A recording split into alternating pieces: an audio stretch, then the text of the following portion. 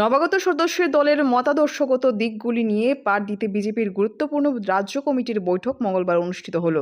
এই বৈঠকে পৌরোহিত্য করেন প্রদেশ বিজেপির সভাপতি তথা রাজ্যসভার সাংসদ রাজীব ভট্টাচার্য।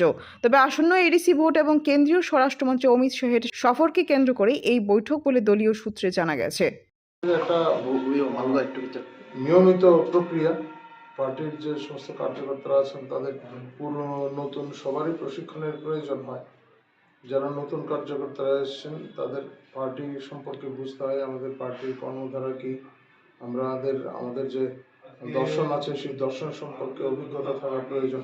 যারা পুরনো কার্যকর্তা আছেন তাদেরও বারবার এই সমস্ত বিষয় স্মরণ করা প্রয়োজন, কারণ আমরা যে আদর্শকে সামনে নিয়ে চলছি দৈনন্দিন অন্যান্য কাজের পাশাপাশি এই বিষয়টা যদি আমরা ভুলে যাই তাহলে আমাদের পথভ্রষ্ট হওয়ার সম্ভাবনা থাকে। ফলে এটা একটা নিয়মিত প্রক্রিয়া, আমাদের দর্শন সম্পর্কে অবহিত হওয়া, আমাদের লক্ষ্য কী, আমাদের উদ্দেশ্য কী, এই সমস্ত বিষয়। শুধু সরকার গঠন আমাদের উদ্দেশ্য নয়, এটা একটা আমাদের চলমান প্রক্রিয়ার মধ্যে একটা অংশ বিশেষ।